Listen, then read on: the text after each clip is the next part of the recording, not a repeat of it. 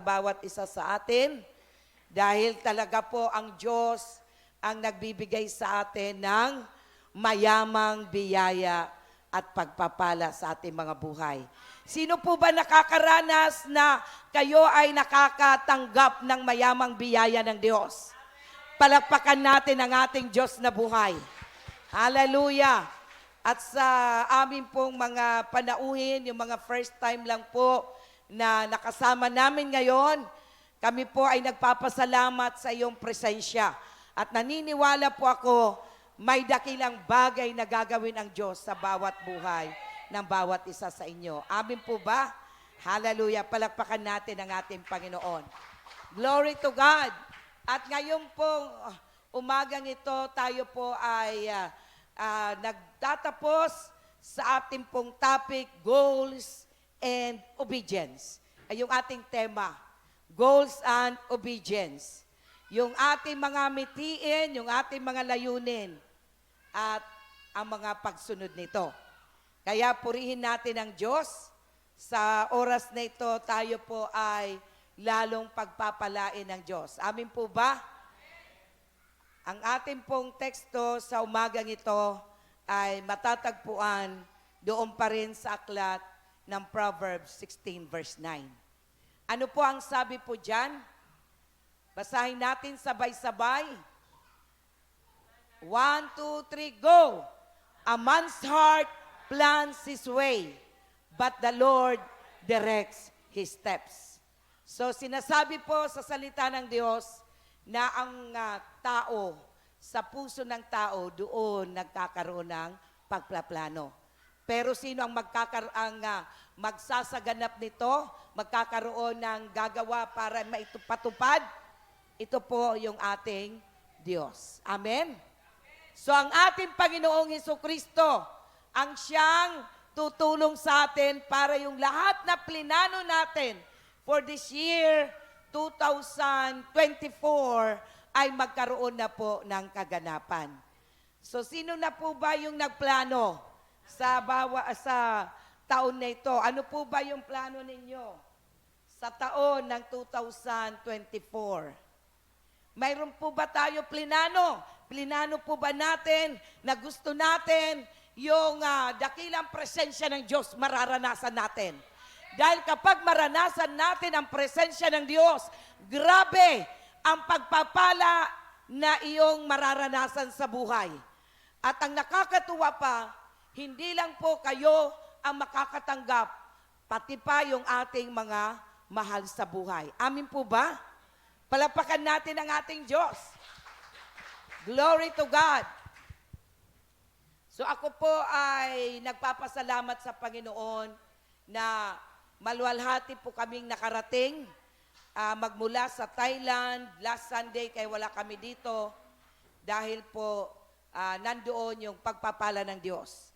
Nakapamasyal sa Thailand, nakapag-tour at puri ng Diyos. Lalo kong nakita, lalo kong nagkaroon ako ng grabe na pagnanasa na may gawin ng Diyos sa ating bansang Pilipinas. Alam niyo po kung bakit? Kasi po nakita ko po doon po sa Thailand, yung kanilang mga daanan ay wala pong, kumbaga, ma-smooth ang mga dinadaanan po ng lugar na yun. Kahit saan kami pumunta, maganda po yung daanan nila. Sa atin, dito pa lang sa Commonwealth, ay hindi na po, parang rough road na po tayo dyan. So, yun po. Kaya, sabi ko po, ano kaya yung pagkakaiba? At lalo pong nalaman ko na ang Thailand ang nagturo sa kanila para sa kanila pong agriculture, ang Pilipinas. Alam niyo po ba yon? Nag-aral po sila dyan sa UP Los Baños. Tapos ngayon, tayo yung umaangkat sa kanila ng mga, lalong-lalo na po yung hindi lang damit, mga bigas. Tayo po ang nagturo sa kanila. So, kaya po, ano po ang pagkakaiba? Kaya sa oras na ito, atin pong i-consider yung atin pong mga buhay, hindi lang po yung buhay na tayo ay buhay natin pampamilya, buhay po ng mga personal nating buhay, i-consider din po natin ang ating bansang Pilipinas sa ating pong pagpaplano. So ano pong gagawin natin? Planuin natin na sabihin mo sa bawat linggo, ipapanalangin ko ang bansang Pilipinas. Sasabihin mo, nakasama ko, ipapanalangin ang bansang Pilipinas para ito po ay makaranas ng mga pag-unlad. Alam niyo po, nakita ko po doon, bagamat may traffic, pero hindi katulad sa atin. Pupunta ka lang doon sa bandang BGC ng kalahating araw. Aba, pag hindi mo pa, kapag hindi mo bilisan, darating ka sa, katulad lang dito, darating ka ng gabi. Doon marami silang subway.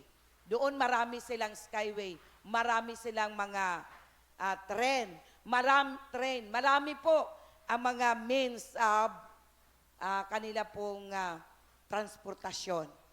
Pero alam ko po, dati ang ating equivalent ng pera, ang equivalent po ng pera is 50 centavos ang Thailand. Sa atin, 1 peso. Pero ngayon, magwa 1.60 na ang Thailand at tayo piso. So ganun po na tayo po ay kailangan talaga atin pong isama sa ating mga pagpaplano. Ano po ba ang mga magagawa natin, hindi lamang sa pampersonal natin na buhay, kundi para din sa ating bansang Pilipinas. Kasi tayo ay Filipino. Tama po ba? So isama po natin. Wag lang yung ating mga pampamilya, pangsarili, pambansa din yung ating pagpaplano. So naniniwala po ako na kung sama-sama tayo na mananalangin para sa bansang Pilipinas, gagawa ang Diyos ng himala. At siya po ang gagawa, may gagawin siya sa bansang Pilipinas. Amen? Hallelujah. Palapakan natin ang ating Diyos na buhay. So purihin ang Diyos. Kaya po, yung pagka sinasabi natin, kailangan talaga tayo mayroon pong mithiin, may goal na tinatawag. Pag may goal tayo, mayroon po tayong direksyon, magkakaroon ng direksyon na ating buhay. Kung mayroon tayo pong minimithi sa ating mga buhay, magkakaroon po tayo ng direksyon. Dapat may direksyon. At ano pa, dapat din, makikita natin, titingnan natin yung direksyon ng ating buhay, mayroon bang pag-progress.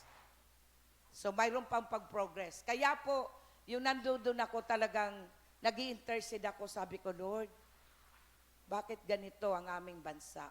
Nagkaroon talaga ako ng puso para sa bansang Pilipinas. Bagamat matagal ko nang pinag-pray-pray ang bansang Pilipinas, lalo pang pinaigting ng Diyos. Kasi po, sabi ko, bakit ganito ang aming bansa?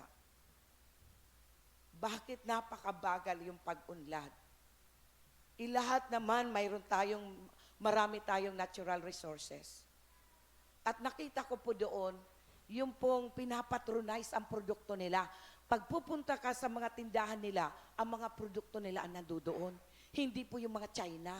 Hindi po yung taga-ibang bansa. Mismo produkto nila ang kanilang binebenta. So dapat talaga maalis sa atin yung mentalidad. Tayo kasi, ang mga iniisip natin, yung produkto ng ibang bansa, mas magaling kaysa produkto natin. Dapat hindi. Dapat pagsikapan natin kung anong produkto natin dito. Dapat yun po ang ipag-pray natin na magkaroon po ng pagtangkilik at magkaroon ng progreso para sa ganon, itangkilik natin lahat. So yun po ang dapat natin gawin. So ngayon, di ba, pagdating sa mga kababaihan, ano ang mga tinatangkilik na produkto? O yan, Korean. Kasi nakikita nila ang puputi ng mga Korean, ang kikinis. Kaya, yan po ang tinatangkilik. Dapat hindi. Doon po sa kanila, talaga pong nakita ko, wala kaming nabili na produkto po galing sa China. Talagang produkto po nila. Kaya po mga kapatid, isama po natin, masama man lang natin sa panalangin, alam ko po na ang Diyos ay kikilos para rin sa bansang Pilipinas. kung sila nga, ang Diyos nila talaga na kinikilala, ay hindi talaga yung may lalang ng langit at lupa. Ang Diyos nila ay si Buddha. Pinagpapala sila. Lalo na tayo, sinasabi that we are the Christian nation in Asia. Ang Diyos natin ay ang ating Panginoong Jesucristo na may lalang ng langit at lupa. Di ba mas lalo tayong yayaman? Di ba mas lalo tayong magpro-progress? Uunlad? So yun po mga kapatid. Kaya tingnan natin, kapag sama-sama tayo, mag-alay tayo muna ng mga panalangin sa Panginoon. Tignan natin yung gagawin ng Diyos na progress. And then makikita natin na may magkakaroon ng mga accomplishment para sa bansang Pilipinas. Dahil kung mayroon po tayong accomplishment, alam nyo po, magkakaroon tayo ng magandang income. So katulad sa kanila, yung mayroon akong nakausap na nakatabi na Canadian, sabi niya, you know, in your country, sabi niya ganon, it's too expensive there. Kaya many times many times I've been spending my vacation in Thailand because the prices of the food are very cheap compared to your country. Ganun po yung sinabi niya, lalong-lalo na po kapag nandoon po, di ba, sa atin, kalat-kalat po yung ating magaganda. Sabi niya, you have beautiful places. Mayroon po sa Coron, mayroon po sa, ano pa ba ito? El Nido, mayroon tayong mga magandang puntahan dito. Kaya lang daw, pagdating po doon sa mga tirahan, yung ating mga hotel, yung lahat ng mga tinitira, mas mahal kumpara sa ibang bansa. So, yun po ang ipag-pray natin na hindi po kumbaga sa dapat magkaroon tayo yung mga negosyante na hindi naman sobrang matatas ang presyo. Nang sa ganun, doon talaga makikita nyo punong-puno, lahat ng mga lugar nila, punong-puno ng mga foreigners. Iba't ibang lahi. Kaya, sabi nga nila, kaya sila umunlad doon sa tourism. So, yun po. Kaya yun din po ang ating pong ipag-pray. Tayo nga talaga, nararanasan natin dito yung mataas na presyo. Di po ba? Tayo mga Pilipino, ang nararanasan natin yung taas na presyo. So, yun po yung ating isama sa plano. Ano po ang ipagplano natin sa bansang Pilipinas? Planuhin natin, na sabihin natin, Lord, talaga, isasama ko ng bansang Pilipinas. Isasama ko sa akin panalangin yung mga leaders. Kasi mayroon talagang kinalaman ng mga leaders na maalis sa kanila yung mga corruption sa puso nila at sa isipan. Di po ba? Kasi kapag ganun, syempre, ang nangyayari, babawiin nila sabi nila, dahil marami akong nagastos, kailangan mabawi po yan. Dapat hindi ganun. So yun po ang ating ipag-pray sa ating bansang Pilipinas. And this time, darako na po tayo our topic for today. Ito po, steps to obedience of God's plan for you. Mga hakbangin sa pagsunod para ang plano ng Diyos sa iyo at sa akin ay magkaroon ng kaganapan. So ito po yung ating pong pagbubulay-bulayan by the power of the Spirit of God. Dapat dito po, ito po yung lalakaran natin, yung pagsunod sa mga plano ng Diyos para sa iyo at sa akin. Ano po ba ang plano ng Diyos para sa iyo at para sa akin? Ang plano ng Diyos para sa iyo at sa akin na makaranas tayo ng kasaganaan sa buhay. Amen? Kapag sinasabi na masaganang buhay, alam niyo po, ang unang inaasahan ng Diyos, yung ating mga espiritual na buhay. Ang una po na gusto ng Panginoon na ikaw at ako managana ay yung ating mga espiritual na buhay. Dahil yan po ang mahalaga, mamatay ka man, mamatay man ako, mamatay man tayo, alam niyo po, ang ating pong patutunguhan ay kaharian ng Diyos. Yun po yung naisin ng Panginoon. Dahil dito, kung hindi po natin po susundin. Hindi natin hahakbangan sa pagsunod sa mga plano ng Diyos sa ating mga buhay. Alam niyo po, mamatay man tayo, lahat po na pinaghirapan mo, lahat po na napundar mo, lahat yan, pera, bagay, hayop, lahat po yan. Sinasama ko na yung hayop kasi maraming nagpupundar ngayon ng mga hayop. Alam niyo po, marami po, mayroon pong mga pusa, iba't ibang klaseng pusa. Mayroon pong, at ngayon, yung mga pusa kasama na nga nila sa kwarto matulog.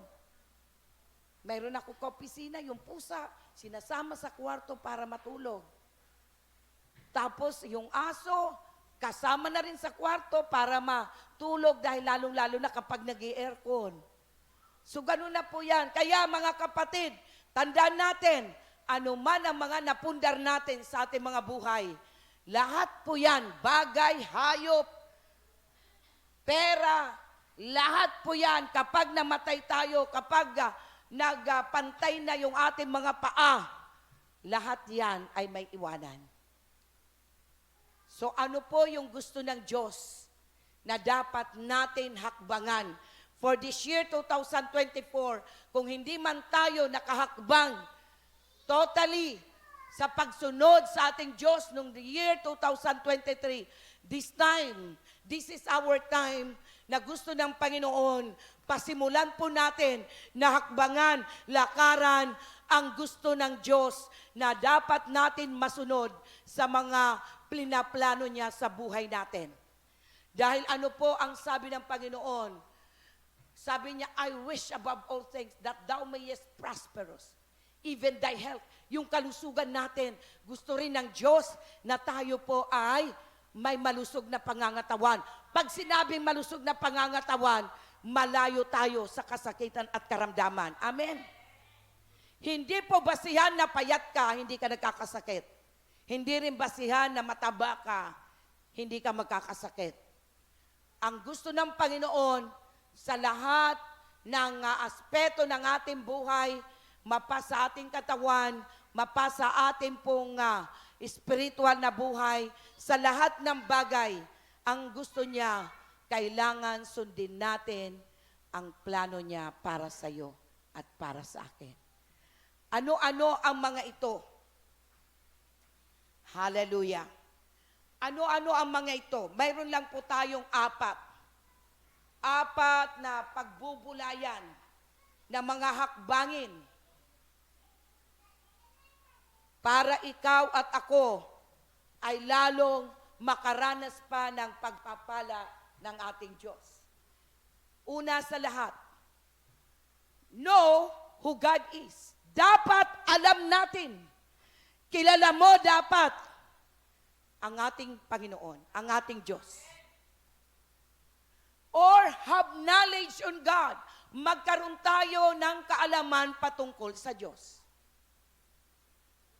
Bakit po mga kapatid, kailangan po ito natin pong seryosohin na dapat kilala natin talaga ang Diyos.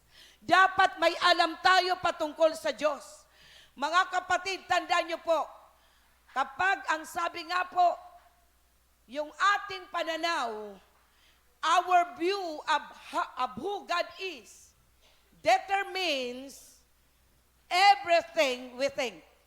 Na ang ibig kong sabihin, ang gusto ko pong ipahayag sa bawat isa sa atin, yung pananaw natin kung sino ang Diyos, doon nakasalalay ang lahat ng mga bagay na ating iniisip. Ulitin ko po. Yung ating pananaw sa buhay, yung pananaw natin sa buhay, kung sino ang Diyos, ay doon po nakasalalay yung ating mga iniisip sa ating buhay. Paano ko po nasasabi? Kung alam mo, ang Diyos ay banal, kung kilala mo siya, na ang Diyos ay nagagalit o napupuot sa paulit-ulit na pagkakasala, ano pong gagawin natin? Tatalimahin ba natin ang kanyang salita? Susundin ba natin siya? Gagawin ba natin yung gusto ng Diyos? Ano ang sabi ng kanyang salita? Sabi po doon sa Hebrews 12:14, without holiness and peace, we cannot see God. We cannot see God. Without holiness and peace. Sabi niya, kung walang kabanalan at wala tayong kapayapaan, hindi natin makikita ang Diyos. Mga kapatid, dapat isama po natin ito. Paki-flash mo nga po yan, sis.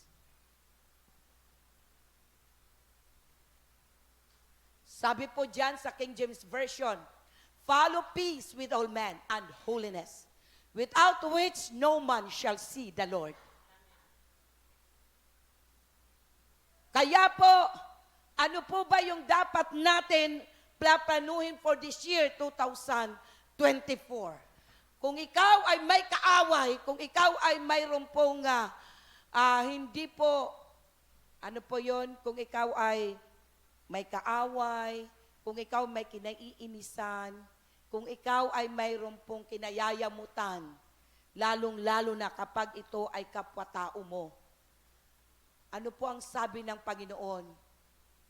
Kung mananatili yan sa ating mga puso, kung mananatili yan sa ating kaisipan, ang sabi ng salita ng Diyos, hindi natin makikita ang Diyos. E paano kung mamatay tayo itong 2024? No man knows kung hanggang kailan lang ang buhay natin. Kaya po sinasabi sa atin ng salita ng Diyos, dapat planuhin mo rin kung mayroon kang kaaway, kung mayroon kang katunggali, kung mayroon kang kinaiinisan, dapat for this year 2024, huwag mong antayin na ikaw ay magkasakit bago ka makipagkasundo sa Kanya. Huwag mong antayin na ikaw ay magkaroon ng ng mga problema bago ka makipagkasundo sa Kanya. Planuhin mo na planuhin mo na magbibigay ka ng oras para makipagkasundo sa taong yon. Kasi ano ang sabi dyan?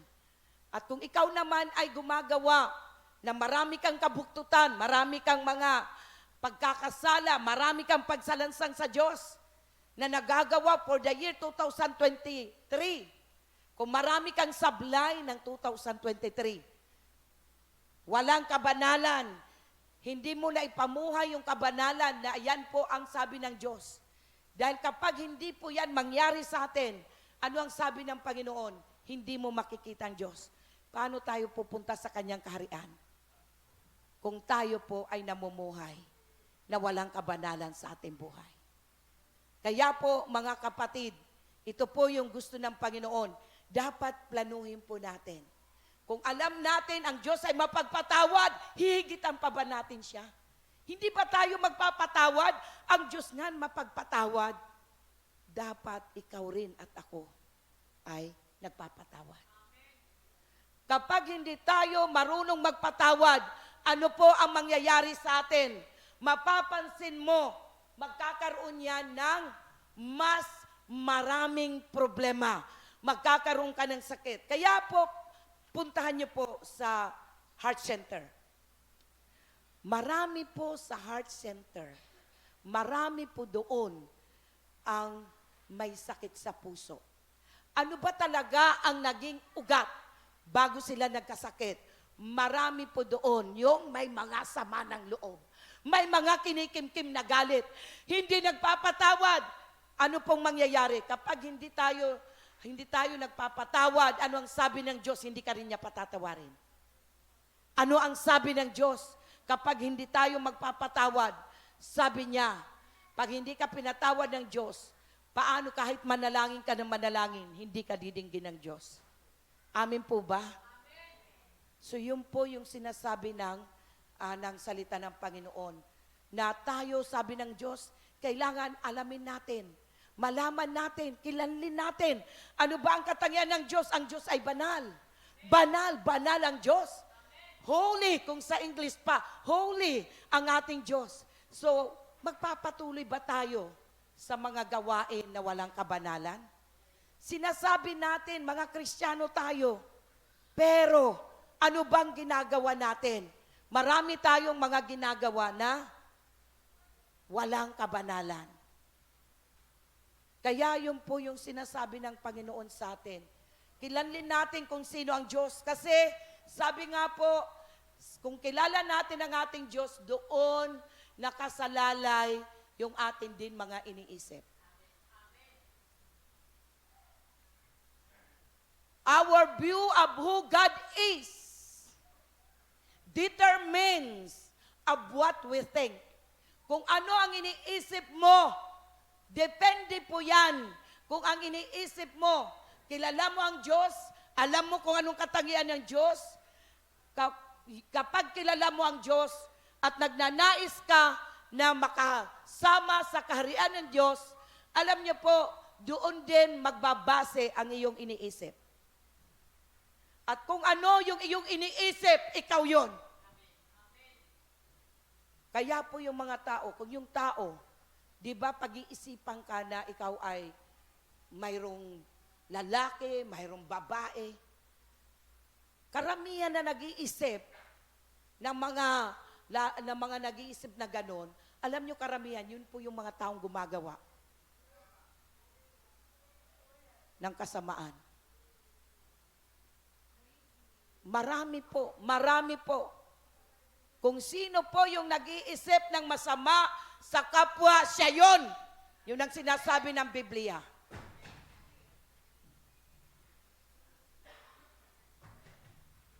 Praise the Lord. So yun po. Kaya minsan pinagbibintangan ka na wala ka naman ginagawa. Yung pong nagbibintang, siya yung gumagawa. Yan po ang katotohanan. Dahil kung ikaw ang iniisip mo patungkol sa Diyos, anong gagawin mo? Hindi ka man lang mag-iisip. Kahit na po yung mga tao na yon, may nakikita ka ng hindi maganda, hindi ka mag-iisip sa kanila ng masama. Bagkos, anong iisipin mo? Sasabihin mo, ipapanalangin ko itong taong ito. Ipapanalangin ko itong kapatid kong ito. Ipapanalangin ko itong kaibigan kong ito. Dahil naliliko sa tingin ko, hindi tama ang kanyang ginagawa. So yun po yung gagawin mo. Kasi kilala mo na kung paano kilala mo na ang ating Panginoong Jesucristo, ang sabi ng salita ng Diyos, He is our great intercessor. Kaya nga po totoo yan. Kung yung ating pananaw sa buhay, depende kung ano ang pagkakakilala mo sa ating Diyos. Kung ang pagkakakilala mo sa ating Diyos, sa ating Panginoong Jesucristo, naniniwala tayo na siya ay Diyos. Maraming talata na nagpapatunay siya ay Diyos. Alam niyo po kung naniniwala ka na siya po yung great intercessor, kaya dapat kapag may nakikita tayo, mayroon po tayong mga nararamdaman na hindi tama, sasabihin mo, Lord, ito po yung kinukutob ko. Ipapanalangin ko itong kapatid na ito. Mukhang naliligaw ng landas. So bago mo sabihin sa iba, ipapanalangin mo muna. Kasi alam mo, kilala mo sino? Kilala mo si Jesucristo na siya ang nananalangin sa bawat isa sa atin. Araw-araw, wala pong ginagawa ang Diyos doon sa kanyang kaharian, sa kalangitan, kundi ipanalangin ka. Ipanalangin ako. Ipanalangin tayo lahat. Palakpakan natin ang ating Panginoong Jesucristo. Hallelujah. Kung kilala mo ang Panginoong Diyos natin, ang ating Panginoong Jesus, na siya yung Diyos na mapagpakumbaba, alam niyo po, pagsisikapan mo, naniniwala po ako, na pagsisikapan mo rin na maging mapagpakumbaba sa harapan niya. Amen? Kaya ano ang sabi sa Isaiah 44 verse 6? Thus says the Lord, the King of Israel and His Redeemer, the Lord of hosts, I am the first, I am the last. Besides me, there is no God. Sabi ng salita ng Diyos, wala talagang ibang Diyos sa ating mga buhay. Besides me, there is no God. Kaya po kung wala po tayo ng kinikilala na Diyos, at alam natin siya po yung pasimula at siya rin yung wakas, at wala na tayong kinikilala na ibang Diyos sa ating mga buhay. Alam niyo, sabi ko nga po, dapat ang bansang Pilipinas ay maunlad dahil marami dito ang kumikilala sa tunay na Diyos. Marami pa rin, yung iba, pinipilit pa rin na iba yung paniwalaan. Ang dapat paniwalaan natin, wala na po, nag-iisa lang ang ating Diyos. He's the first, He's the last. Wala na po tayong ibang Diyos. Kaya kung ano po ang pagkakilala natin sa ating Diyos, kung ang pagkakilala natin sa ating Diyos, na sinasabi natin, ang ating Diyos, siya po yung maghuhusga talaga sa atin. Siya magbibigay sa atin ng final judgment. Na sa lahat, ang sabi niya po, lahat ng ginagawa natin, lahat ng sinasabi natin, masama man o mabuti, lahat po yan ipagsusulit natin sa Kanya.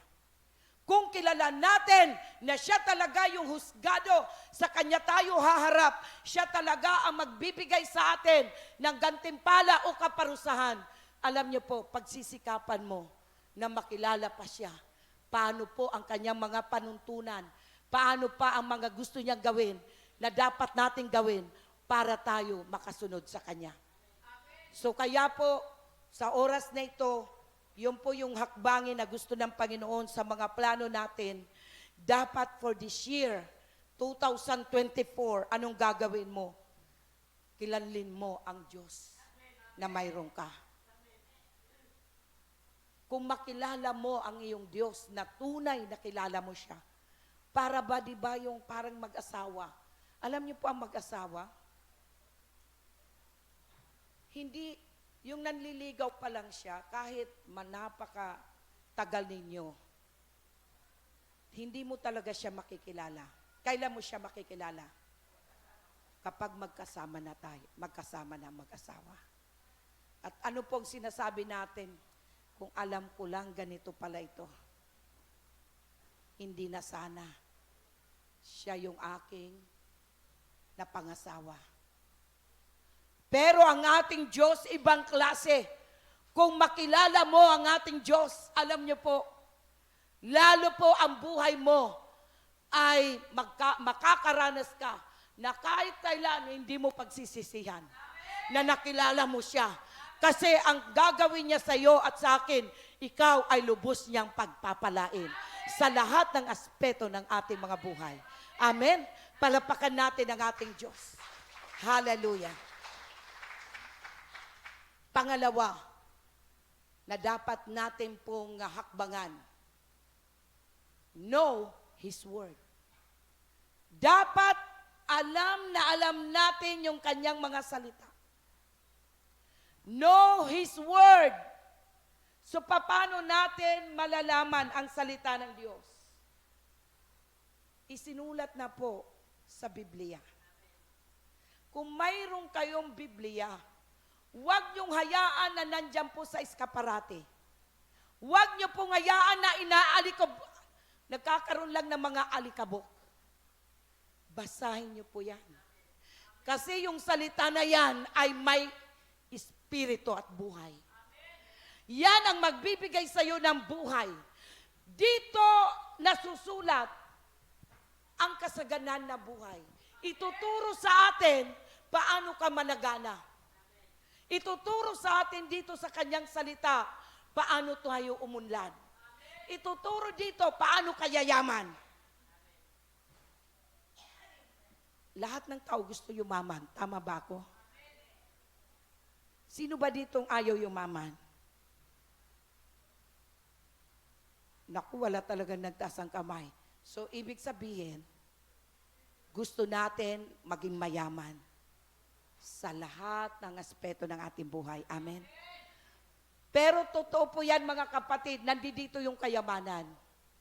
Isang preacher na pakinggan ko, sabi niya, ang sabi ng daddy niya, Sabi niya, anak,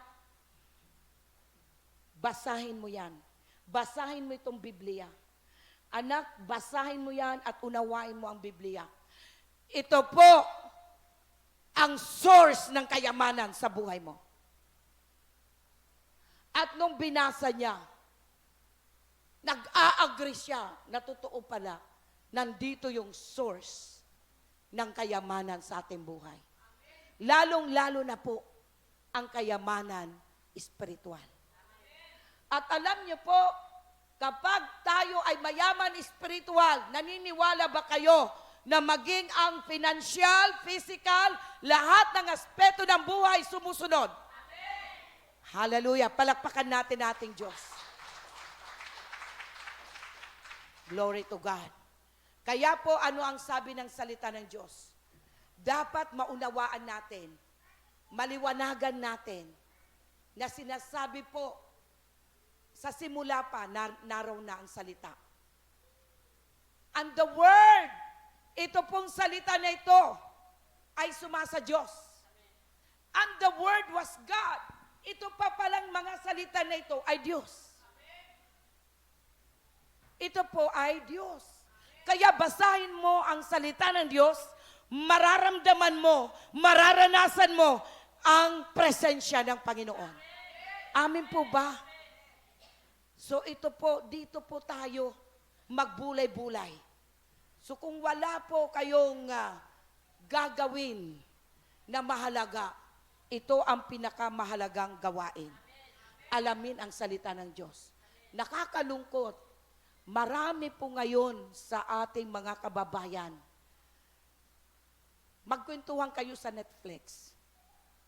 Sasabihin nila, nako, alam ko yan. Napanood ko na yan. Halos maubos ko na ang mga pelikula sa Netflix. Tanungin mo sa salita ng Diyos. Wala nang masabi. Tapos, sinisisi pa. Minsan yung ibang tao, minsan ang Diyos. Bakit ganyan ang buhay niya? So mga kapatid, andito po ang sabi ng salita ng Diyos. Ang salita ng Diyos ay Diyos. Sasabihin mo, paano po nangyari yan? Ano po ang sinabi ng kanyang salita? Tunghayan pa natin yung ibang verse. Yung sumunod na verse. Ano po ang sabi po sa kanyang salita? John 6:63. Sabi niya po dyan, it is the Spirit who gives life. John 6:63. It is the Spirit who gives life. Ang Espiritu ang nagbibigay ng buhay. Ang sabi po, diyan na tayo sa John 6:63. The flesh profits nothing. Ang laman na ito, wala itong pakinabang. Pero ano ang sabi ni Jesus Christ? The words that I speak to you are spirit and they are life. So sabi ni Jesus Christ, nandito na po, naisulat na, naisalin na sa iba't ibang lingwahe, ang salita ng Diyos. Ito daw po ay espiritu at buhay. Kaya pansinin niyo po, pag itong salita ng Diyos, ginamit niyo sa panalangin, maging sa mga may sakit at karamdaman, anong mangyayari? Yung may sakit ay gumagaling. Dahil ba yan sa nanalangin? Hindi. Dahil sa espiritu na kanyang binigkas sa pamamagitan ng salita ng Diyos. Kaya kung gusto nyo talaga makaranas ng kagalingan, kayo mismo, matuto kayo na itong salita ng Diyos ay iyong paniwalaan na ito ay espiritu at ito ay buhay at ito ay ating kagalingan ng ating mga pangangatawan. Kaya anong gagawin natin?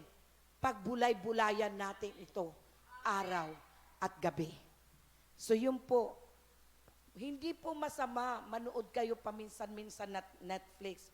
Pero mas mainam, magkaroon kayo ng oras. Itong 2024, magkaroon tayo ng paglalaan ng oras na mula, sabihin mo, mula sa taon na ito, magbabasa na ako. Simulan mo. Kahit magsimula ka, diyan pa lang sa Book of Proverbs, diyan pa lang sa Psalms, para matuto ka manalangin. Sa Book of Proverbs, yung daily living, para natin maintindihan ang dapat na pamumuhay. At pagkatapos sa kamo basahin, yung Matthew, Mark, Luke, John, hanggang sa Revelation. Alam niyo po, mga kapatid, nung natutunan kong basahin ang salita ng Diyos, sa totoo lang po, mag-aapat na beses na ako, malapit na ako makatapos, pang-apat na round mula Genesis sa Revelation. Alam niyo po, hindi mo pa rin, masasabi mo pa rin na marami ka pa rin matututunan. Yung dati mong binasa, hindi mo lubos na intindihan. Pero kapag nagbasa ka pa, naiintindihan mo. At kapag naintindihan mo, ang buhay mo magiging masaya. Kahit ba may problema, yes. Magkakaroon ka ng JOY sa ating mga puso. Na kahit may pinagdadaanan ka, hindi apektado yung kagalakan sa puso mo. Bunga ng mga salita ng Diyos na atin pong napagbubulayan. Kaya ano po ang sabi? Ang salita ng Diyos ay espiritu. May espiritu ito. May buhay. Kaya pansinin mo, kapag tayo po ay nag-aaral ng salita ng Diyos, ano po ang nangyayari? Anong nararanasan natin? Yung salita ng Diyos parang nangungusap sa iyo. Kasi yan po ay buhay. Napapalakas ka kung ikaw ay nangihina. Kung may kasakitan ka, napapagaling ka ng Diyos. Amen? So ganun po ang salita ng Diyos. Kaya ano pa yung sinasabi sa salita ng Diyos? Another verse.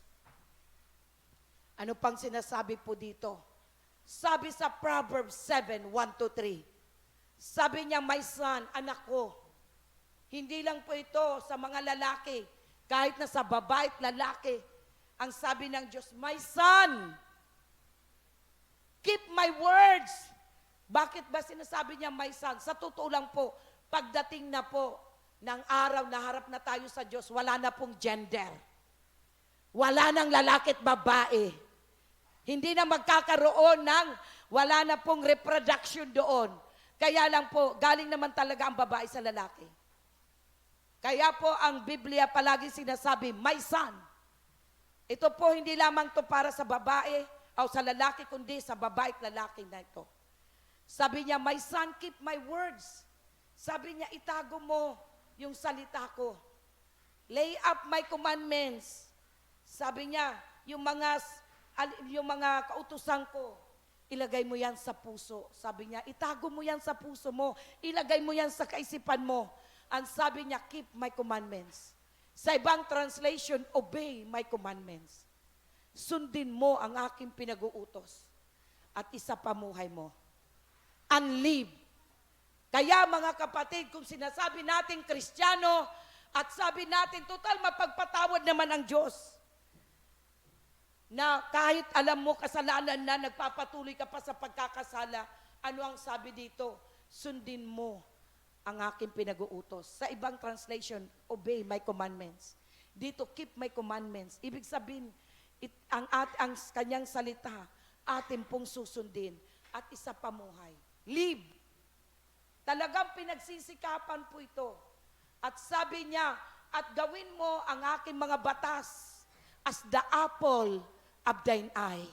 Ang aking mga batas gawin mo na ito po ay apple ng ating pong mga mata. Ibig sabihin nakasentro ang ating mga mata sa kanyang salita. Bakit po kailangan nakasentro? Dahil sa totoo lang po, sa dami po mga nagiging problema sa mundong ito. Minsan, ang ganda-ganda ng iyong pamilya, bigla na lang nagkakaroon ng problema, bigla na lang nagkakaroon ng sakit, bigla na lang may mga aksidente na nangyayari, so nagkakaroon ng problema. Kaya ano ang sabi ng Diyos? Sabi niya, ituon mo ang iyong paningin.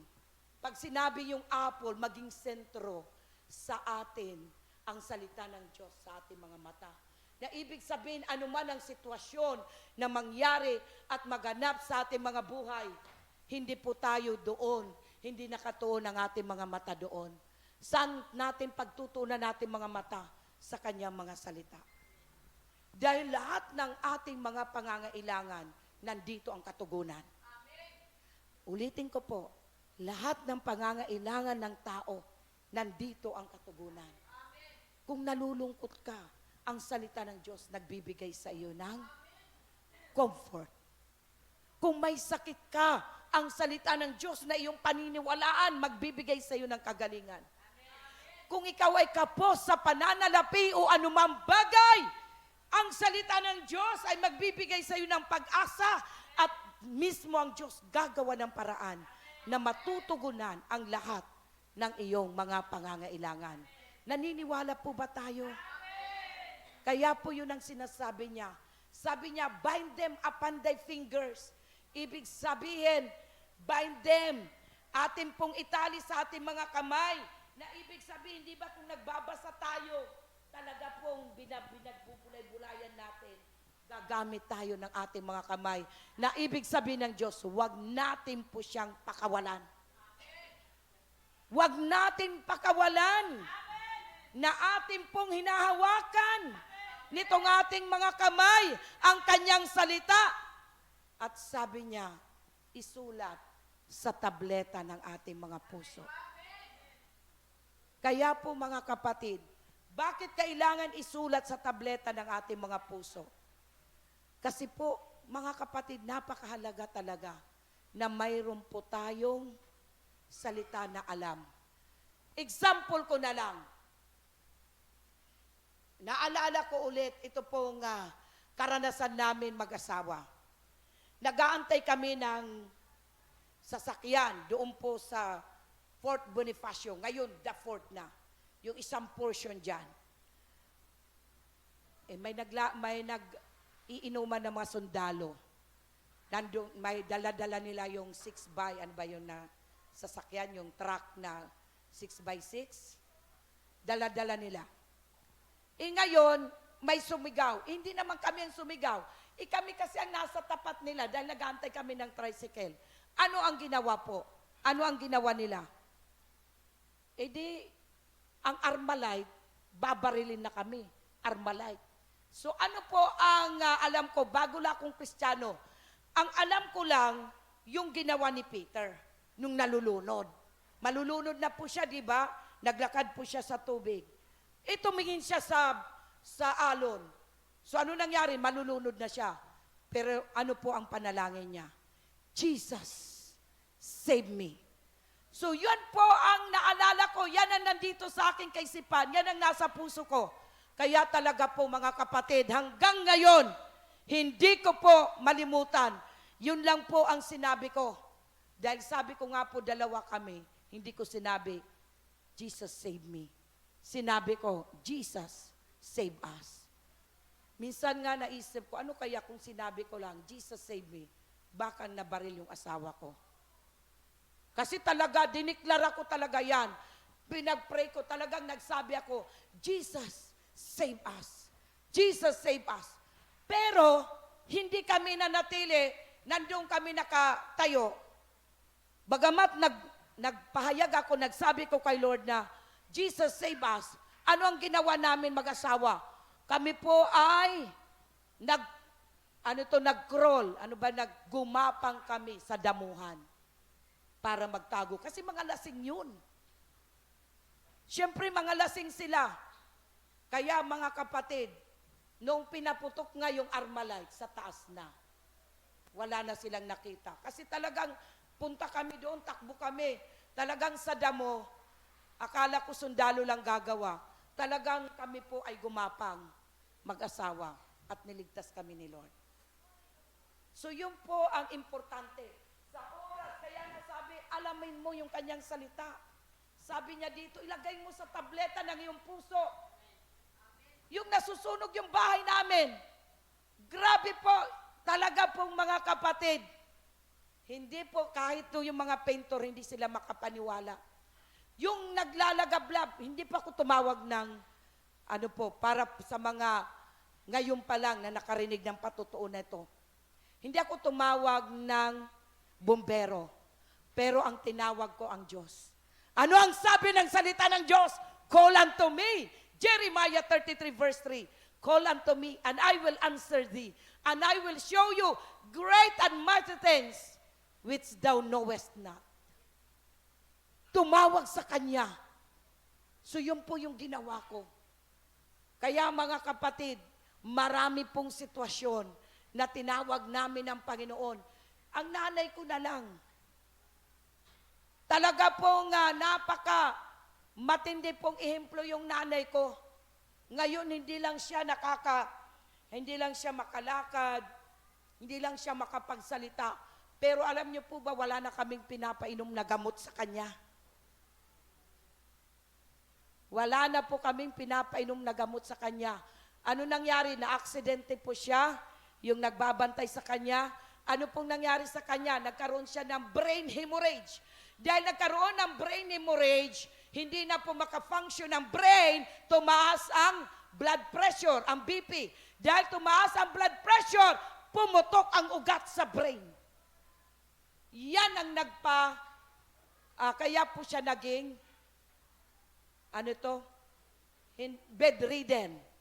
Kasi pumutok yung ugat mismo sa brain. At ang doktor, ano ang sabi ng doktor? Uoperahan sa brain. Anong sabi ng salita ng Diyos na nandito sa puso ko? Ang sabi ng salita ng Diyos sa mga latay at sugat ng Panginoong Hesus, tayo'y nagsipagaling. Pinangawakan ko po yan, kapatid. At ano pong ang nangyari pa? Ang sabi ng doktor na tumitingin, nakalabas na po siya. Alam niyo po, dapat hindi siya ganyan.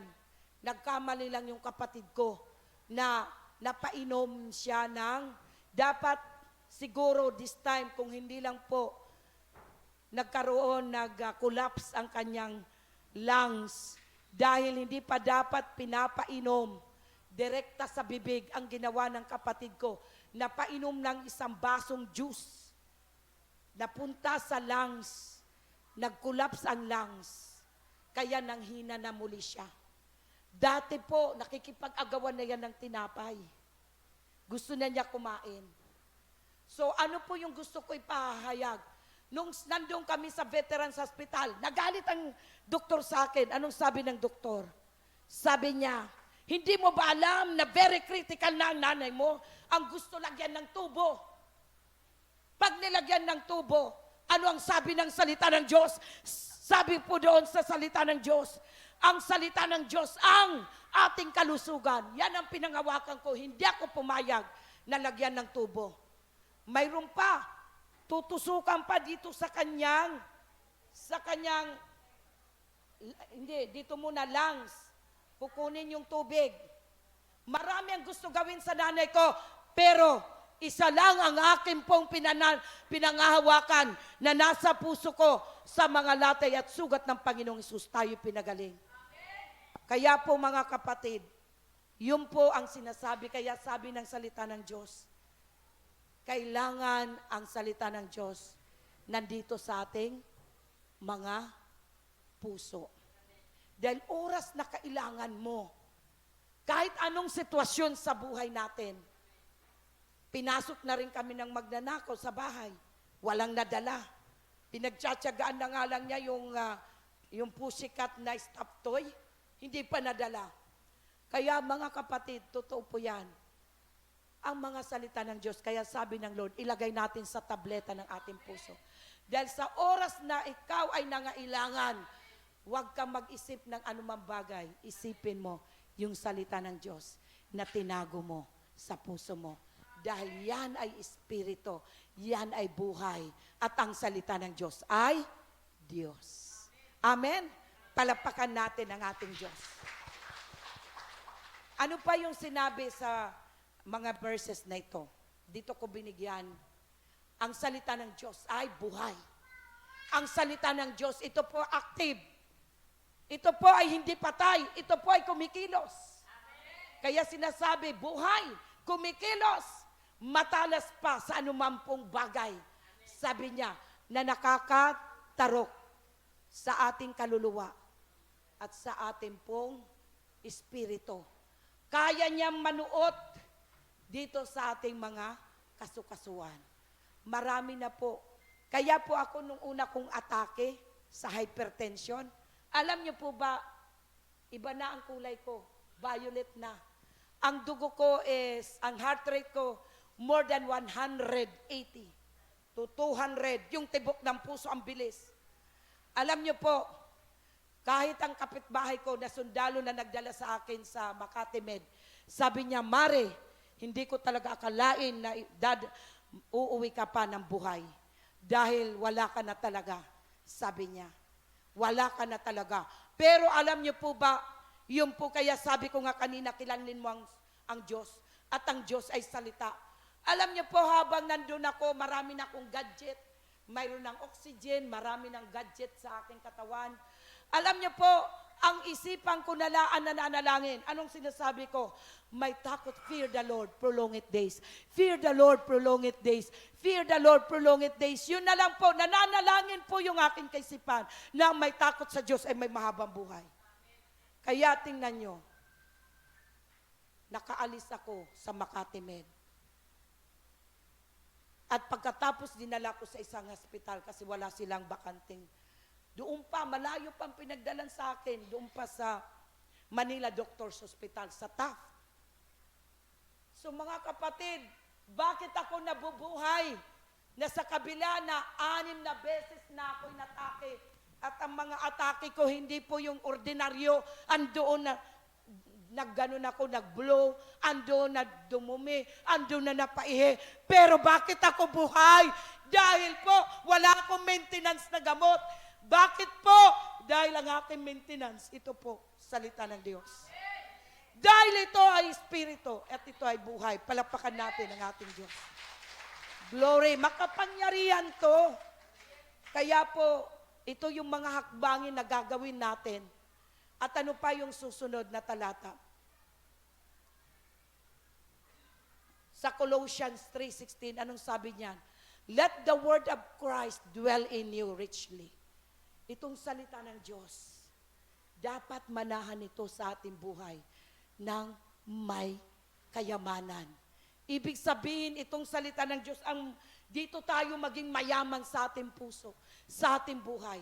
Sabi niya, teaching and admonishing one another in all wisdom, na dapat ito ituturo din natin na mayroon pong karunungan.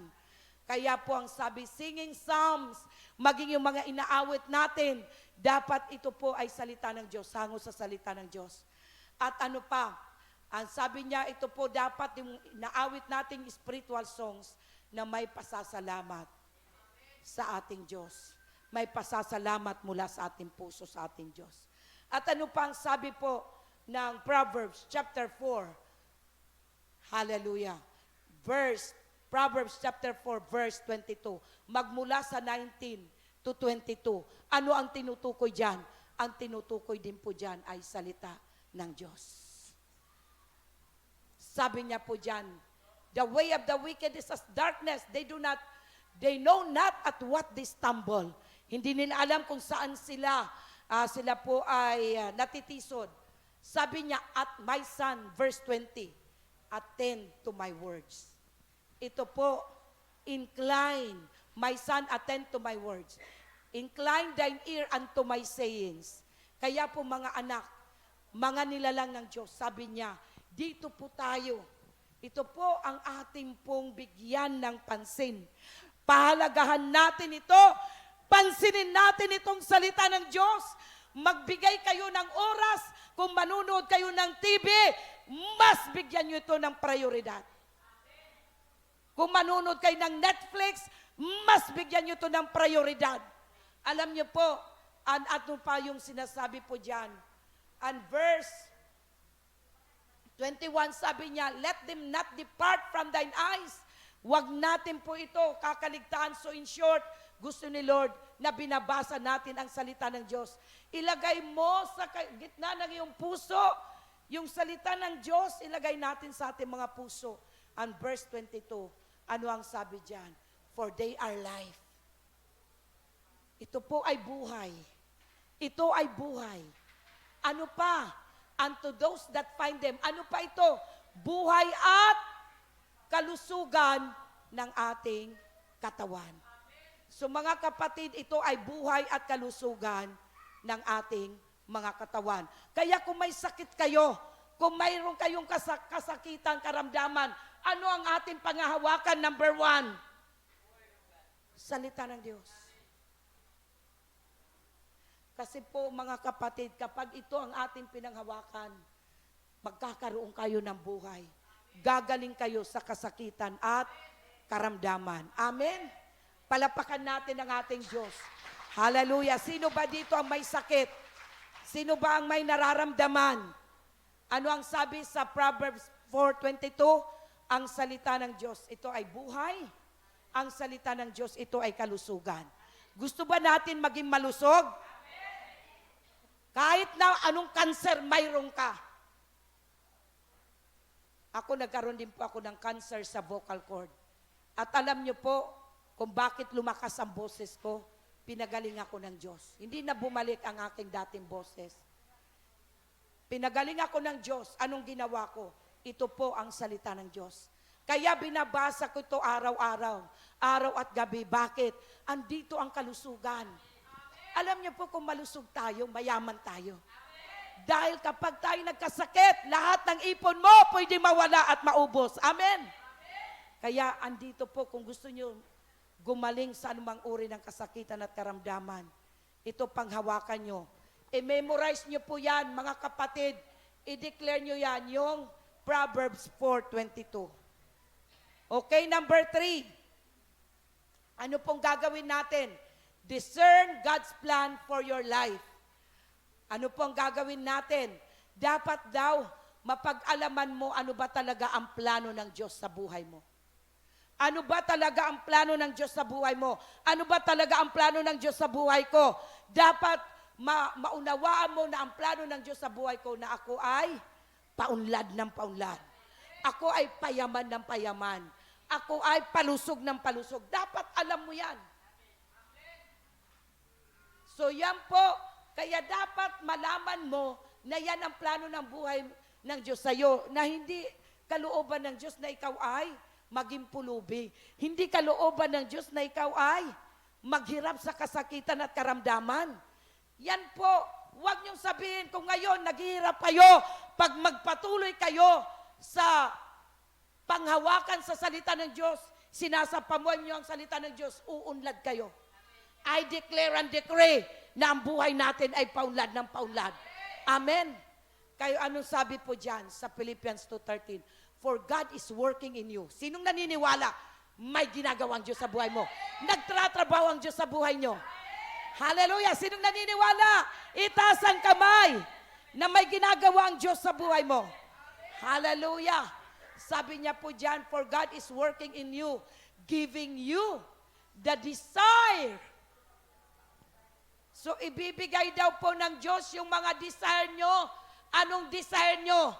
Mga kapatid, minsan kasi ang tao, ang desire lang palagi, Lord, payamanin mo naman ako.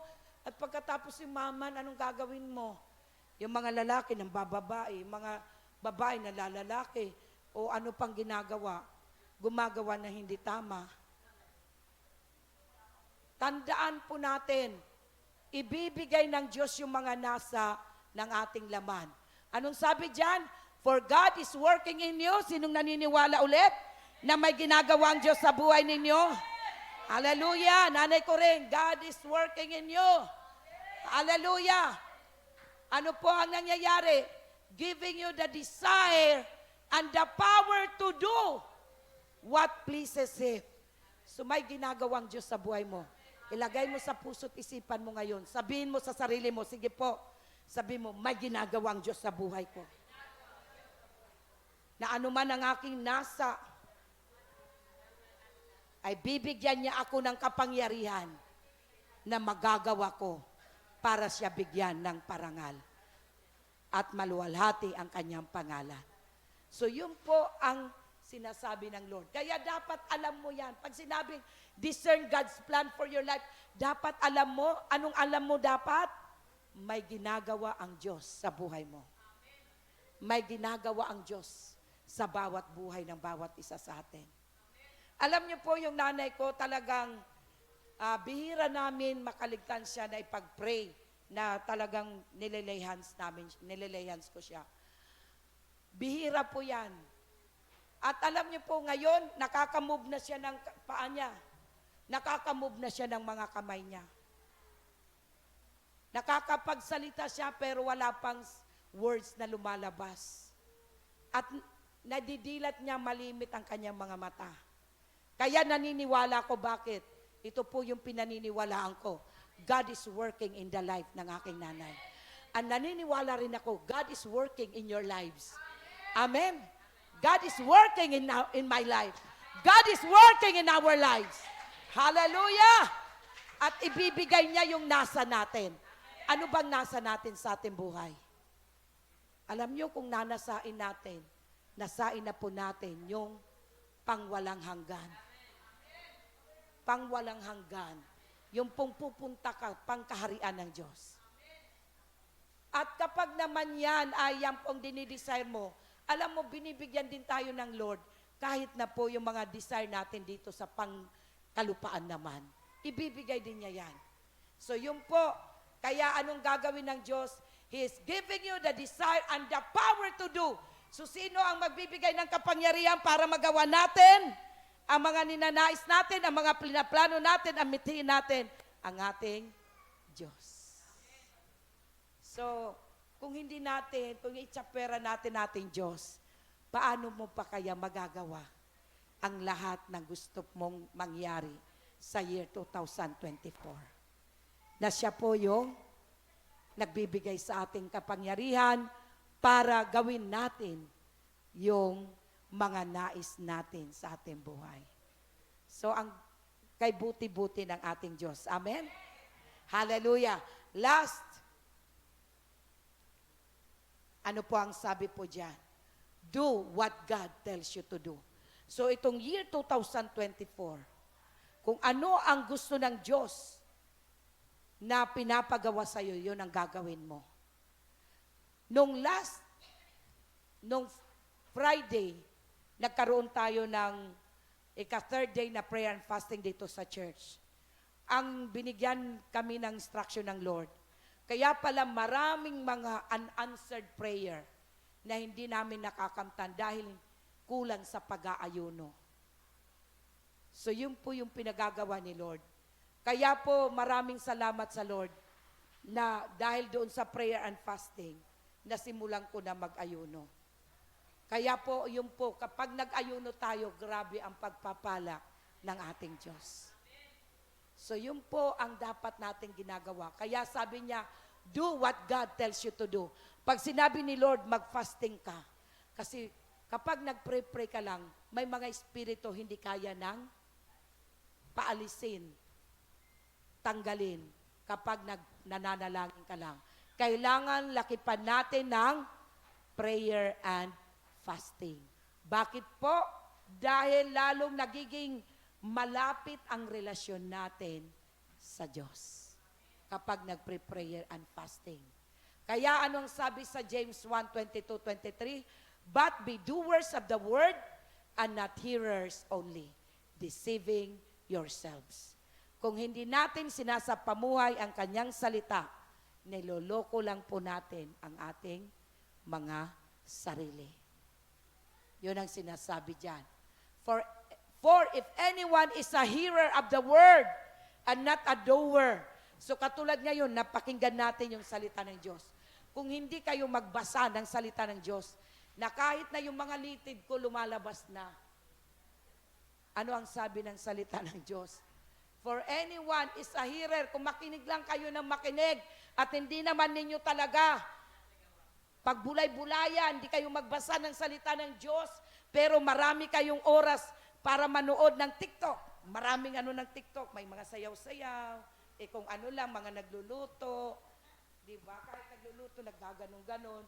So kung lahat, panunuorin nyo yan, at wala kayo dito, dinadayan nyo ang mga sarili ninyo. Kasi ang sabi dyan, for if anyone is a hearer of the word and not a doer, he is like a man observing his natural face in a mirror. Di ba? Katulad lang po natin tao, titingin tayo sa salamin. Okay na, di ba? Suklay, lagay ng kung ano-ano. Pagkatapos yan, pagtalikod mo, nalimutan mo na ang iyong sarili, ang iyong hitsura. So, ganun daw po. So, ngayon, ang niloloko lang natin, napakinggan natin ang salita niya, ang niloloko mo yung sarili mo. So, kung may lulukuhin ka, wag naman yung sarili mo. Kaya anong gagawin natin? Magbasa na po tayo ng salita ng Diyos. Dahil ang salita ng Diyos ay buhay. Ang salita ng Diyos ay Diyos. Ang salita ng Diyos ay may kapangyarihan. Ang salita ng Diyos ay nagbibigay sa atin ng kalusugan. Ang salita ng Diyos ay nagbibigay sa atin ng kaligtasan. Palakpakan natin ating Panginoon.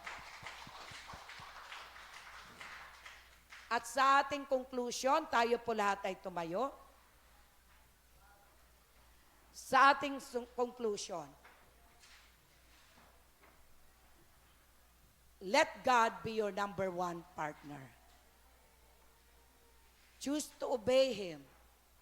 So walk our steps of obedience with God. Sabi niya, number one, dapat wag mong kalimutan. Byuda ka man, byudo ka man, binata ka man, dalaga ka man, sabi mo nag-iisa ka, hindi po totoo yan. Gawin mong kapartner mo ang Diyos. Let God be your number one partner. At ngayon, kailangan mo piliin na sumunod sa ating Panginoon. Nalalakaran natin yung mga hakbangin para sa pagsunod sa ating Diyos. So yung mga plano ng Diyos sa atin, ano ulit ang number one na mga hakbangin?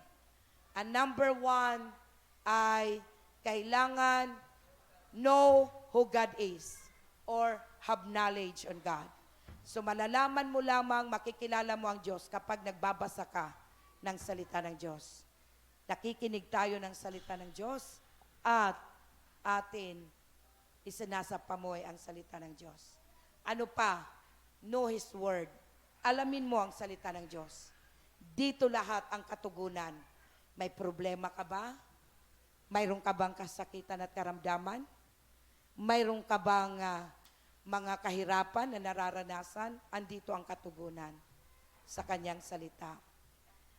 At pangatlo, alamin mo, i-discern mo yung plano ng Diyos sa buhay mo.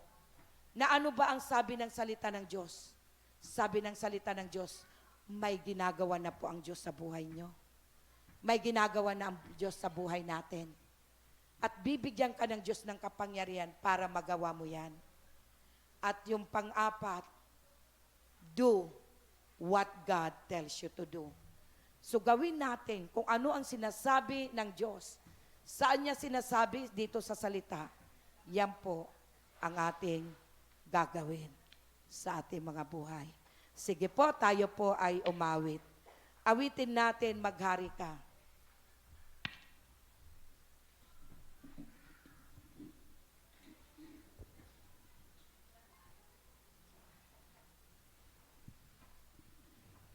Awitin natin, maghari ka.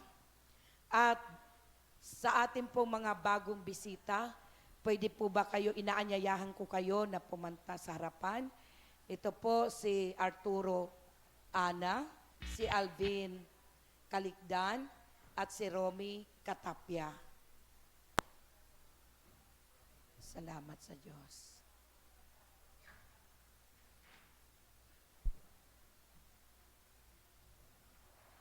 Sige po. Sa oras na ito, bago po natin awitan ng ating Diyos, nais nyo ba magkaroon ng personal na relasyon sa ating Panginoong Hesus? Aming mga bisita, gusto nyo ba na ang Panginoong Hesus ay mananahan sa puso ninyo? So anong gagawin nyo? Ngayon, buksan nyo ang kaibuturan ng puso nyo. At nais pumasok ang ating Panginoong Hesus sa mga puso ninyo. Nais niya siya yung maghari sa mga puso ninyo. Bubuksan niyo po ba ang Panginoong Hesus sa mga puso ninyo? Hallelujah. So ngayon, anong gagawin niyo po?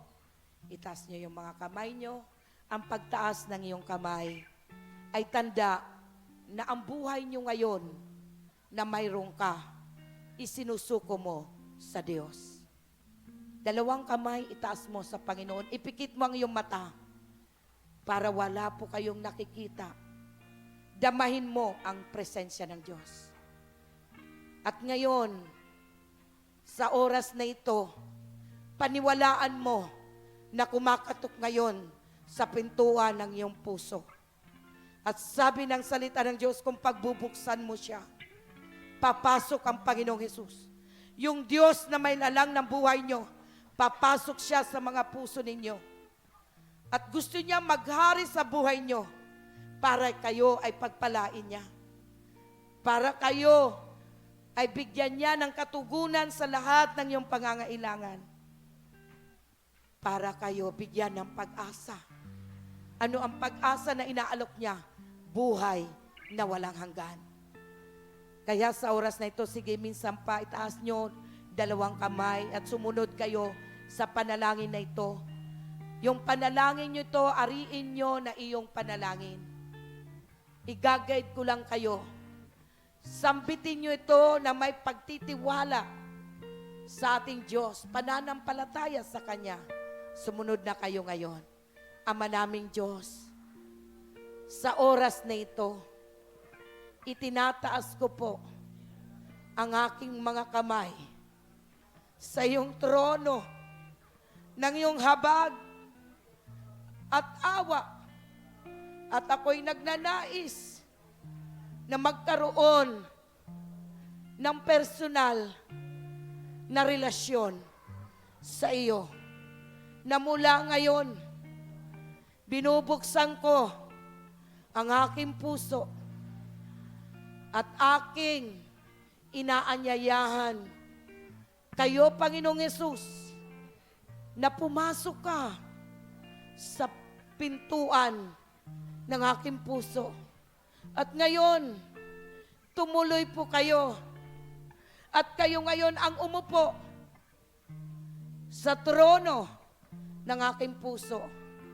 At magmula sa araw na ito, maghari ka sa buhay kong ito. Masunod ang iyong kalooban at hindi na ang aking nasa. Hindi na ang sarili kong kagustuhan, kundi ang iyong kalooban ang makapangyari. Sige, sumunod pa rin kayo. Patawarin niyo po ako, Panginoong Hesus, sa lahat ng aking pagkakasala. Mula pa, nung ako'y nasa sinapupunan ng aking ina, hanggang sa oras na ito, linisin niyo po ako ng iyong banal na dugo na nabuhos sa krus ng Kalbaryo. At ngayon, O Diyos, nagtitiwala po ako na ang kalinisan ng puso ay ibinigay mo na sa akin. At salamat din po ng aking puso, kayo na ang naghahari at hindi na yung sarili ko. Kaya naman, nagpapasalamat ako sa iyo na ang aking pangalan ay naisulat na sa aklat ng buhay. Tulungan niyo po ako na ako'y lumago sa pagkakilala sa inyo ng lubusan bilang aking Diyos, Hari, Panginoon, kaligtasan, kagalingan ng aking buhay. Ito na po ang aking samot panalangin sa pangalan ni Jesus. Amen. Sige, ako na lamang mananalangin. Dakilang Diyos, maraming salamat sa mga bagong kaluluwa na iyo pong itinala sa aklat ng buhay. Palaguin mo sila at pagpalain. Tulungan na sila ay magpatuloy na alamin at kilanlin ka, Panginoong Hesus. At matutunan na nilang basahin ang iyong mga salita na may pangunawa na nagmumula sa iyo. Salamat. Ito na po, Diyos, ang aming panalangin na sila'y makakasama na po namin tuwing araw ng linggo. Salamat, O Diyos. Salamat sa biyaya at grasya mo. Ano man ang kailangan nila, tugunan mo ito, Diyos. Gabayan mo sila. Banal na Espiritu, patnubayan. Ito na nga po ang aming nagkakaisang panalangin. Sa ngalan mo, Panginoong Hesus, tayo magsabi ng Amen. Sige po, awitan natin ang Panginoon. Awitin natin, maghari ka.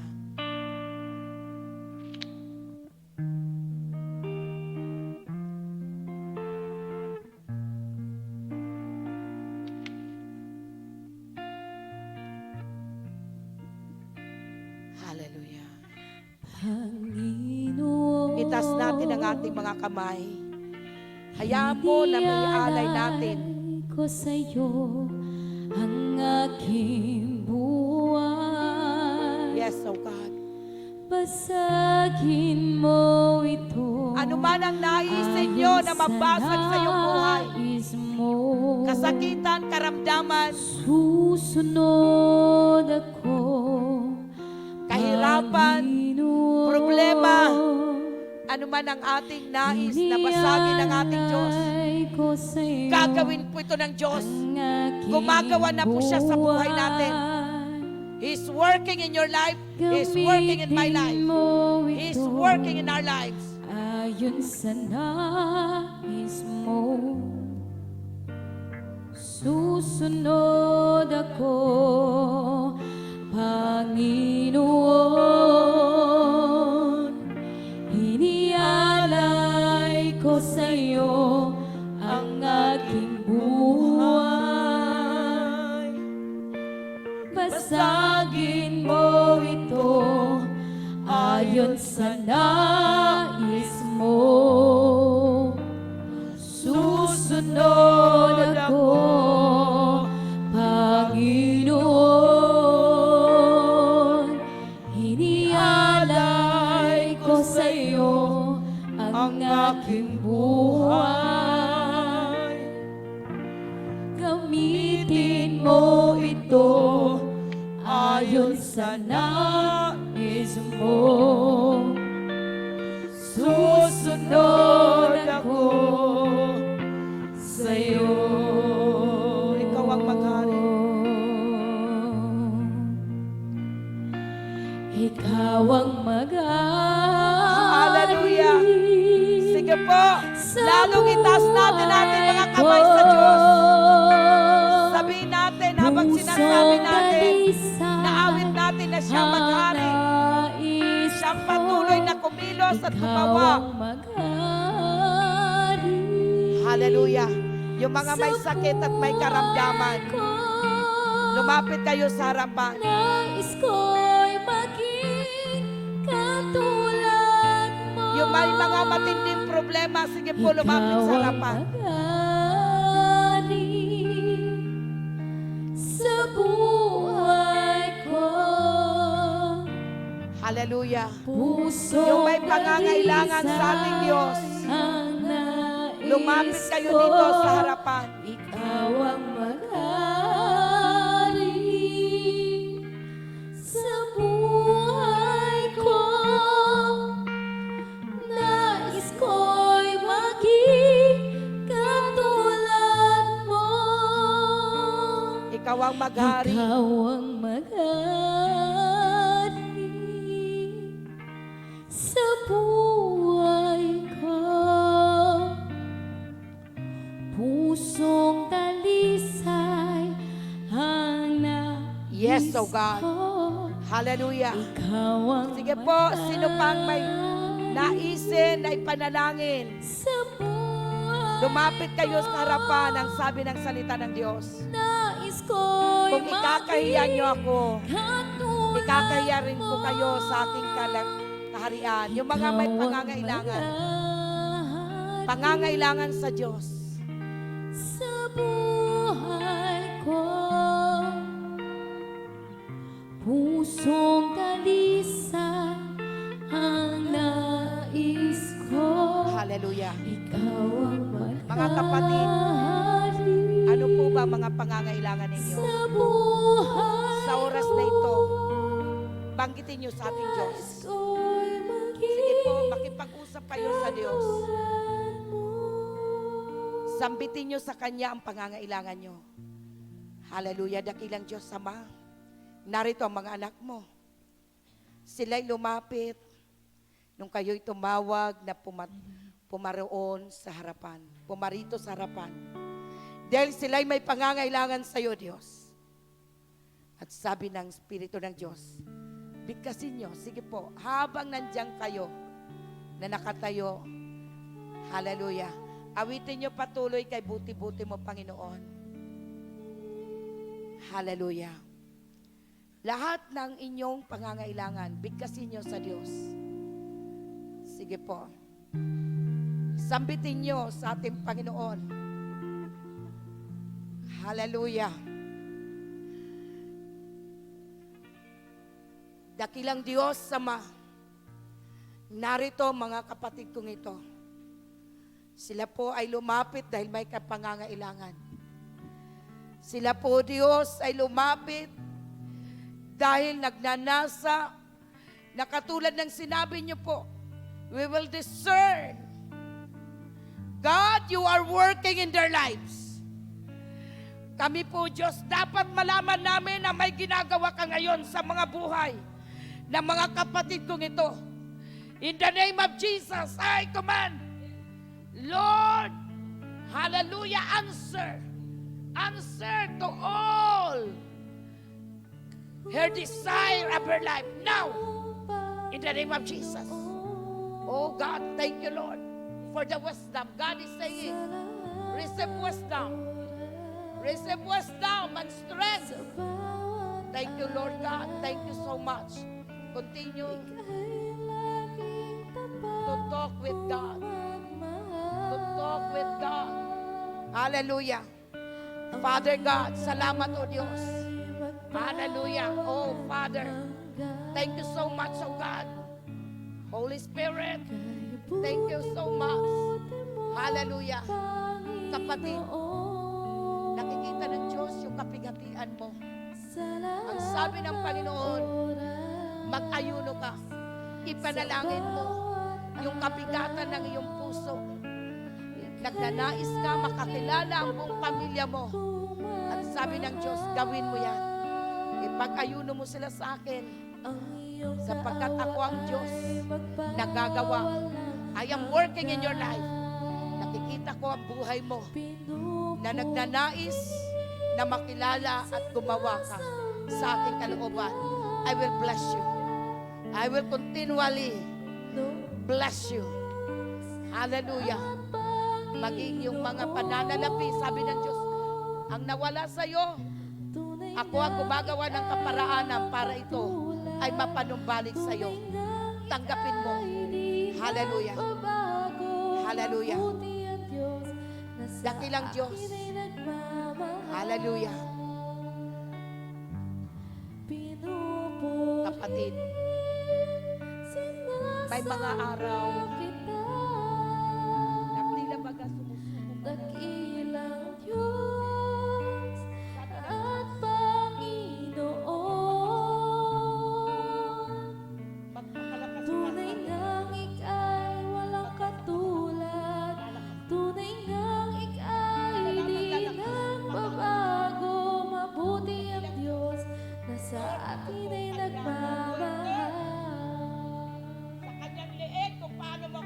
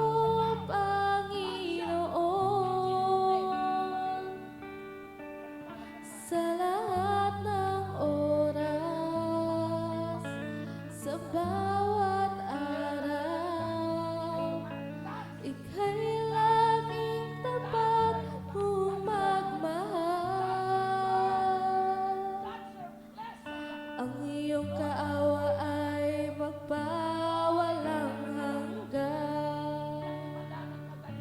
Pinupuri, sinasamba kita, dakilang Diyos at Panginoon. Tunay ngang ika'y walang katulad, tunay ngang ika'y di nagbabago. Mabuti ang Diyos na sa atin ay nagmamahal. Pinupuri, sinasamba kita, dakilang Diyos at Panginoon. Tunay ngang ika'y walang katulad, tunay ngang ika'y di nagbabago. Mabuti ang Diyos na sa akin ay nagmamahal. O kay buti ng Diyos na sa atin ay nagmamahal. O kay buti ng Diyos na sa atin ay nagmamahal. Kay buti ng Diyos na sa atin ay nagmamahal.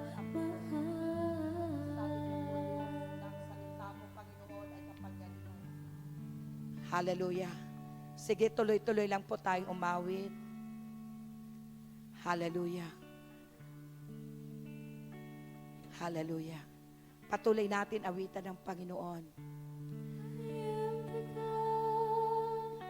Dakilang Diyos, narito ang kapatid ko ito. Sa kapangyarihan ng iyong salita. Nasabi mo ang salita, Panginoon, ay aming kalakasan, kagalingan ng aming katawan. Right now, I command your very word, O God. Hallelujah. Nasabi mo sa iyong salita, your word is a health to her flesh. Sige, open your mouth. Sige, nilagay ko na. Punutin mo. By the power of your word, Father, let your word be. Let, O God, thy strength, O God, sa lahat ng kasukasuan niya, dumaloy na. Dumaloy lahat ng kasukasuan niya, lumakas. Ang lahat ng mga muscles, ang lahat ng mga tendons, lahat ng bones, lahat ng marrows, lahat ng mga iba-ibay ng kanyang katawan. I command strength of the Lord. I command strength of the Lord. Flow. Manifest healing. You are the God In the name of Jesus. that healeth thee. Yung mga You are the Lord, my healer. yung puso mo. You sent your word and healed your disease. You are the Lord, my healer. You are the God that healeth me. You are the Lord, my healer.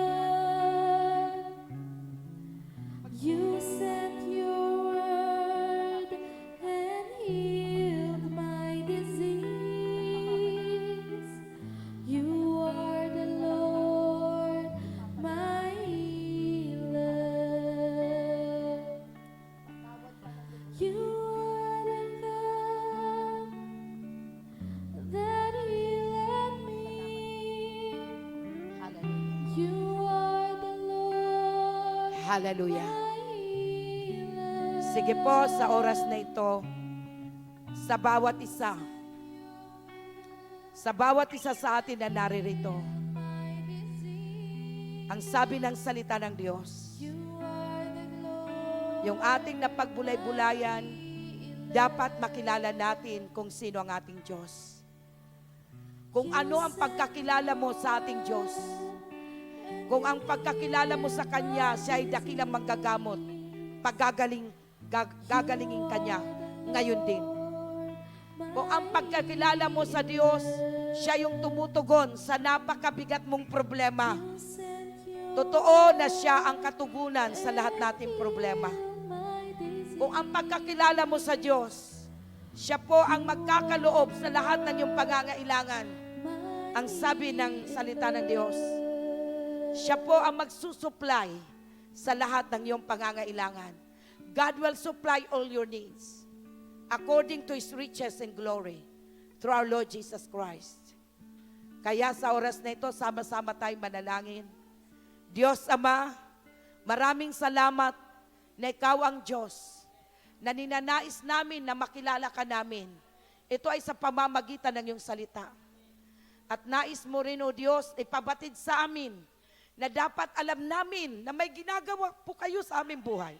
Na maging sa oras na ito, may ginawa ka na at may ginagawa at may gagawin pa sa mga buhay ng bawat isa sa amin. Kaya nagpapasalamat kami sa patuloy mong pagkilos sa amin, sa patuloy niyo, O Diyos, Lord, paggawa sa aming mga buhay, na kami, O God, ang aming magiging kalagayan ay pabuti ng pabuti. Ang aming magiging hanap buhay, O God, kami po ay payaman ng payaman. Ang aming katawang lupa ay palusog ng palusog. At ang aming po, Lord God, buhay espiritual ay patindi ng patindi. Maraming salamat, O Diyos. Kaya naman sa oras na ito, pagpalain niyo po ang bawat lalaki't babae na nagbigay ng panahon at oras na ang salita mo ay kanilang pinakikinggan. Tulungan niyo po na kung ano ang sinabi mo sa amin, na ang salita mo ay amin pong pagbubulayan, na ang salita mo ay Diyos, ang salita mo ay kapangyarihan, ang salita mo ay kalusugan. O Diyos, anoint your people now with your mighty fire of conviction, na bawat anak mo na nandito ay magkaroon na ng pagnanasa na magmula mamaya, pagdating nila sa mga kanya-kanyang tahanan, sila po ay magkaroon na ng pagnanasa na basahin ang salita mo, Diyos. Panampalatayanan ang salita mo, Diyos. Paniwalaan na ang salita mo ay buhay, buhay at espiritu. Kaya Ama, biyayaan mo ng kaalaman, biyayaan mo ng karunungan ang bawat anak mo na tutugon at magbabasa ng iyong salita. Salamat po, Panginoon, na ikaw po ang aming dapat maging number one. Ikaw ang aming kapartner at ang salita mo ang aming pong kapartner. Dahil ang salita mo ay ikaw po yun. Kaya, O Diyos, salamat muli sa iyo namin iniaalay, papuri, pagsamba, pagdakila, pasasalamat sa ngalan mo, Panginoong Hesus. Ito na po ang aming nagkakaisang panalangin.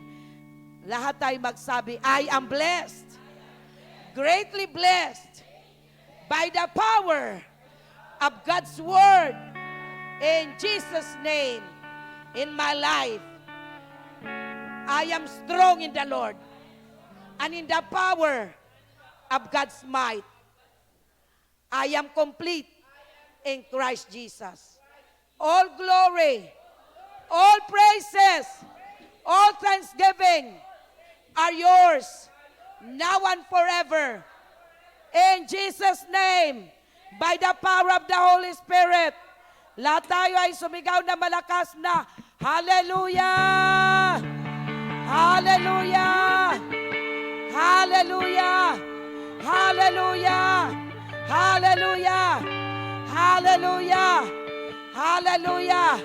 At sabi mo, grabe talaga, pinagpala na ang buhay ko ng aking Panginoong Jesucristo sa kapangyarihan ng Espiritu ng Diyos. Amen. Palapakan natin ating Diyos. Sige po, makakabalik na po.